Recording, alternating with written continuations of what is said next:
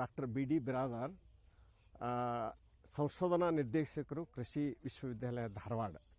ಸುಮಾರು 3 ವರ್ಷಗಳಿಂದ ಈ ನಿರ್ದೇಶಕರ ಹುದ್ದೆಯಲ್ಲಿ ಕೆಲಸ ಮಾಡ್ತಾ ಇದ್ದಾನೆ.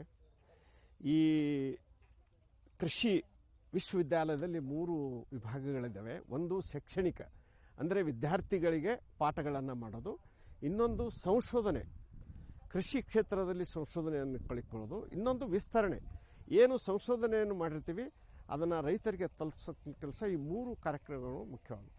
ಈ 3ರಲ್ಲಿ ಈ ಸಂಶೋಧನೆ ಅಂತಕ್ಕಂಥದ್ದು ಏನಿದೆಯಲ್ಲ, ಇದು ಆ ಕೃಷಿ ವಿಶ್ವವಿದ್ಯಾಲಯದ ಹೃದಯ ಭಾಗ. ಸಂಶೋಧನೆ ಅಂತಕ್ಕಂಥದ್ದು ಹೃದಯ ಭಾಗ.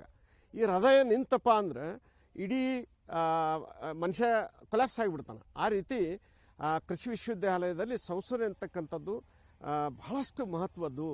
ಇದು ಹಗಲು ರಾತ್ರಿ ಕಂಟಿನ್ಯೂಸ್ ಆಗಿ ದಿನನಿತ್ಯನೂ ಕೂಡ ನಡೀತಕ್ಕಂಥ ಒಂದು ಚಟುವಟಿಕೆ ಅಂದರೆ ಸಂಶೋಧನೆ. ಮುಖ್ಯವಾಗಿ ಇವತ್ತಿನ ದಿವಸ ರೈತರು ಅನುಭವಿಸ್ತಕ್ಕಂಥ ಸಮಸ್ಯೆ ಅಂದರೆ ಆಳಿನ ಕೊರತೆ. ಇಲ್ಲಿವರೆಗೆ ಏನಿತ್ತು, ನಮ್ಮಲ್ಲಿ ರೈತರು 70% ಅಶಿಕ್ಷಿತರಾಗಿದ್ದರು. ಇವತ್ತಿನ ದಿವಸ ಅನೇಕ ಯುವ ಜನತೆ ಶಿಕ್ಷಿತರಾಗಿದ್ದಾರೆ. ಕೃಷಿಯಲ್ಲಿ ಸಾಕಷ್ಟು ಅವಕಾಶಗಳಿದಾವೆ. ಅವುಗಳಿಗೆ ಈ ಯುವ ಜನತೆ ಏನದಲ್ಲ, ಯಾವುದೇ ಡಿಗ್ರಿ ಮಾಡಿರಲಿ, ಅವರು ಇಂಜಿನಿಯರಿಂಗ್ ಮಾಡಿರಲಿ, ಮೆಡಿಕಲ್ ಡಾಕ್ಟರ್ ಇರಲಿ, ಅಥವಾ ಇನ್ನೇ ಯಾವುದೇ ಅಗ್ರಿ ಇರಲಿ, ಯಾವುದೇ ಇದ್ರೂ ಕೂಡ ಕೃಷಿಯಲ್ಲಿ ಅವರು ಒಂದು ವೇಳೆ ಆಸಕ್ತಿಯನ್ನು ತಗೊಂಡ್ರೆ ಅವರಿಗೆ ಎಲ್ಲ ತಂತ್ರಜ್ಞಾನಗಳನ್ನು ಉಪಯೋಗ ಮಾಡಿ ಅವರು ಏನಾದರೂ ಈ ಕೃಷಿಯಲ್ಲಿ ಬಂದರೆ ಡೆಫಿನೆಟ್ಲಿ ನಮ್ಮ ಕೃಷಿಕರಿಗೆ ಒಂದು ಬಹಳಷ್ಟು ಸಹಾಯ ಆಗ್ತದೆ. ನಮ್ಮ ಭಾರತ ಸರ್ಕಾರ ಈಗ ಸೆಪ್ರೇಟಾಗಿ ಅಗ್ರಿಕಲ್ಚರ್ ಸಲುವಾಗಿ ಒಂದು ಸೆಪ್ರೇಟ್ ಸ್ಯಾಟಲೈಟನ್ನು ಲಾಂಚ್ ಮಾಡಿದೆ.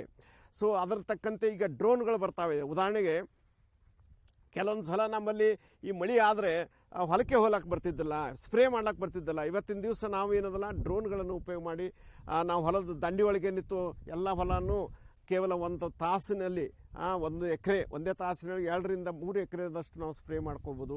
ಈ ಎಲ್ಲ ತಂತ್ರಜ್ಞಾನಗಳು ಯಾವ ರೀತಿ ಬರ್ತಾ ಇದ್ದಾವೆ ಅಂದರೆ, ಯುವಕರಿಗೆ, ಶಿಕ್ಷಿತ ಯುವಕರಿಗೆ, ಅಶಿಕ್ಷಿತರಲ್ಲ. ಇವತ್ತಿನ ದಿವಸ ನಮ್ಮಲ್ಲಿ ಲಿಟ್ರೇಸಿ ಪರ್ಸೆಂಟು ಭಾಳಷ್ಟು ಜಾಸ್ತಿ ಆಗ್ತಾಯಿದೆ. ಈ ಯುವಕರು ಯಾವುದೇ ಒಂದು ಡಿಗ್ರಿ ಪಡ್ಕೊಂಡ್ರೂ ಕೂಡ ಕೃಷಿಯಲ್ಲಿ ಆಸಕ್ತಿ ತೊಗೊಂಡ್ರೆ ಅವರಿಗೆ ಅನುಕೂಲವಾಗತಕ್ಕಂಥ ಎಲ್ಲ ಸಂಶೋಧನೆಗಳು, ವಿಧಗಳು ನಮ್ಮಲ್ಲಿ ಅದಾವೆ.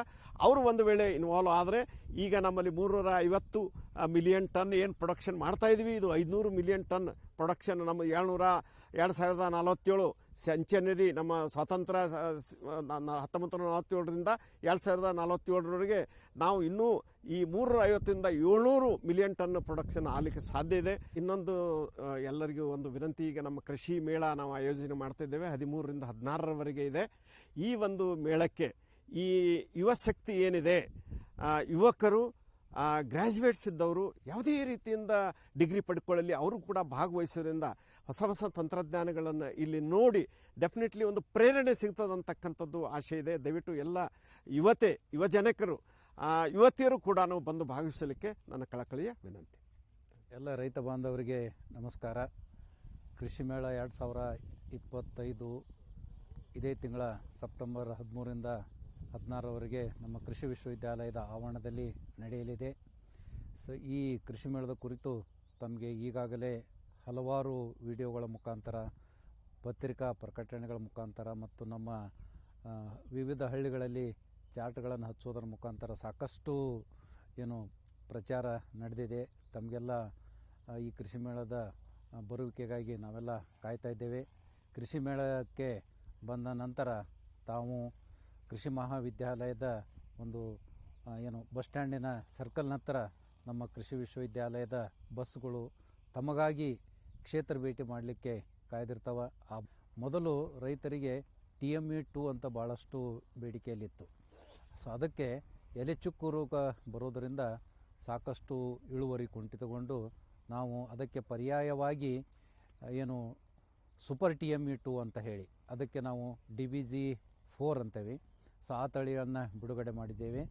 ಇನ್ನೂ ಮುಖ್ಯವಾಗಿ DH 256, DH 257 ಇವು ಕೂಡ ಎಲೆ ಚುಕ್ಕಿ ರೋಗ ನಿರೋಧಕ ಶಕ್ತಿಯನ್ನು ಹೊಂದಿ ಸಾಕಷ್ಟು ಇಳುವರಿಯನ್ನು ಕೊಡ್ತವೆ. ಈ ತಳಿಗಳನ್ನು ಶೇಂಗಾದಲ್ಲಿ ಉಪಯೋಗ ಮಾಡಿಕೊಳ್ಬೇಕು. ಮತ್ತು DH 290 ಅಂತ ಒಂದು ತಳಿ. ಇದು ಕೂಡ DH 256ಕ್ಕೆ ಹೋಲಿಸಿದರೆ ಅದಕ್ಕಿಂತನೂ ಕೂಡ ಉತ್ತಮವಾದ ತಳಿ ಇದೆ. ಆಮೇಲೆ ಎಲೆ ಚುಕ್ಕಿ ರೋಗಕ್ಕೆ ನಿರೋಧಕ ಶಕ್ತಿನೂ ಇದೆ. ಸೊ ಮುಂಚೆ ತಾವೇನು ಅತ್ಯಂತ ಪ್ರಸಿದ್ಧವಾದಂಥ ನಮ್ಮಲ್ಲಿ ಬಿಡುಗಡೆ ಆದಂಥ ಏನು ಹಲವಾರು ತಳಿಗಳು ಕೂಡ ಇನ್ನೂ ತಮಗೆ ಬೀಜೋತ್ಪಾದನೆ ಮಾಡಲಿಕ್ಕೆ ಬೆಳೀಲಿಕ್ಕೆ ಸಿಗ್ತವೆ. ಸೊ ಇದು ಶೇಂಗಾದಲ್ಲಿ ಆದರೆ ಇನ್ನು ಗೋವಿಂದ ಜೋಳದಲ್ಲಿ ಕೂಡ ನಮ್ಮಲ್ಲಿ ಏನು ನಾವು ಈಗಾಗಲೇ ಧರ್ಮ ಅನ್ನುವಂಥ ಒಂದು ಗೋವಿಂದ ಜೋಳದ ಹೈಬ್ರಿಡ್ ತಳಿಯನ್ನು ಬಿಡುಗಡೆ ಮಾಡಿದ್ದೇವೆ. ಅದಲ್ಲಿ ತಾವು ಬೀಜೋತ್ಪಾದನೆಯನ್ನು ಮಾಡಬಹುದು ಅಥವಾ ಕಮರ್ಷಿಯಲ್ ಬೆಳೀಲಿಕ್ಕೆ ನಮ್ಮ ಕೃಷಿ ವಿಶ್ವವಿದ್ಯಾಲಯದಲ್ಲಿ ಸ್ವಲ್ಪ ಪ್ರಮಾಣದಲ್ಲಿ ಬೀಜ ಸಿಗ್ತವೆ. ಈ ಒಂದು ಗೋವಿನ ಜೋಳದ ತಳಿ ಎಲೆಯಲ್ಲಿ ಏನು ನಾವು ಟರ್ಸಿಕಮ್ ಲೀಫ್ ಬ್ಲೈಟ್ ಅಂತ ಏನು ಅಂತೀವಿ ಅದಕ್ಕೆ ನಿರೋಧಕ ಶಕ್ತಿ ಇದೆ.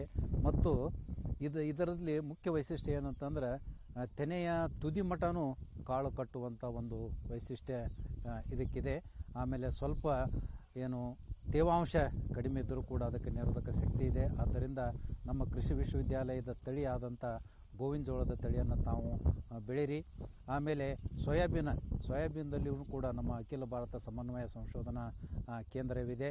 ಇಲ್ಲಿ ಇತ್ತೀಚೆಗೆ ತಾವೆಲ್ಲ ಈ ವರ್ಷ ಮಳೆಗಾಲದಲ್ಲಿ ನೋಡಿದಿರಿ, ಎಲೆ ತುಕ್ಕು ರೋಗ ಭಾಳಷ್ಟು ಬಾಧೆಯನ್ನು ರೈತರು ಅನುಭವಿಸಿದ್ದಾರೆ.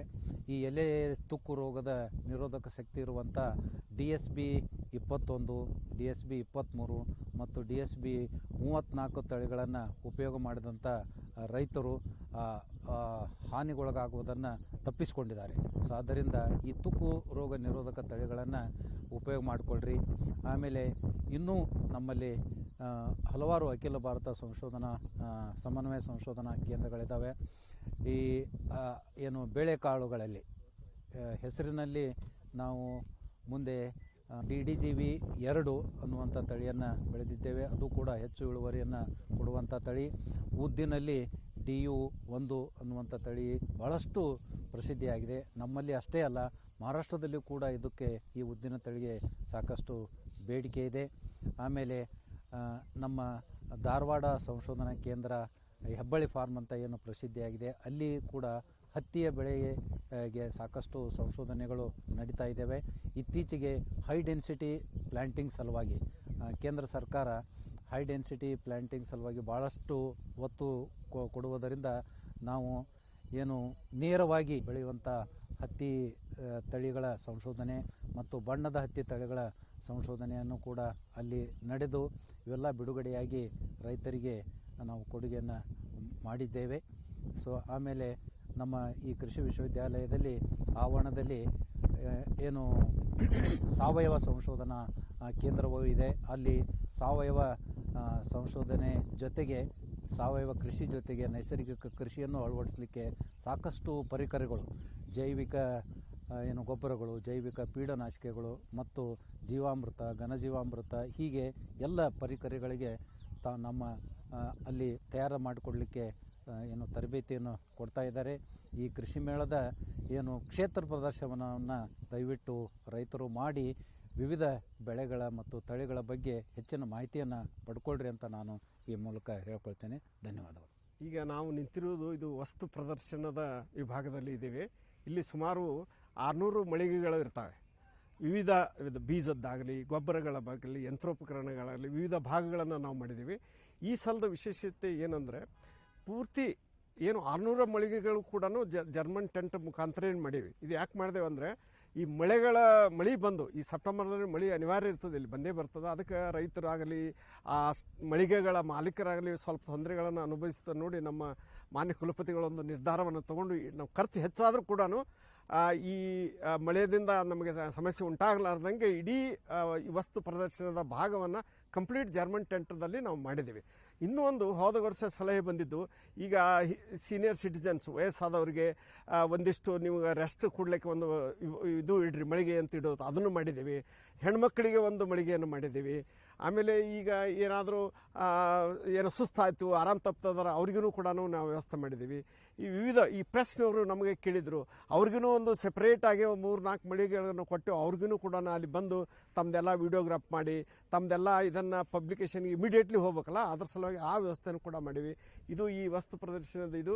ಮತ್ತು ಈಗ ಬಹಳಷ್ಟು ಸುಂದರವಾಗಿ ಕಾಣಿಸ್ತಾ ಇದೆ. ಇದು ವರ್ಷದಕ್ಕಿಂತಲೂ ಈ ಸಲ ಭಾಳ ಸುಂದರವಾಗಿದೆ. ಕಂಫರ್ಟ್ ಆಗಿರ್ತಾರೆ ಎಲ್ಲರೂ. ಆ ಮಳಿಗಳ ಮಾಲಕರು ಕಂಫರ್ಟ್ ಇರ್ತಾರೆ, ನೋಡೋರು ಕೂಡ ಆರಾಮ್ ಸೇರಿ ನೋಡಬೇಕಂತ. ಇದು ಈ ವರ್ಷದ ಈ ವಸ್ತು ಪ್ರದರ್ಶನ ಮಳಿಗೆ ವಿಶೇಷತೆ.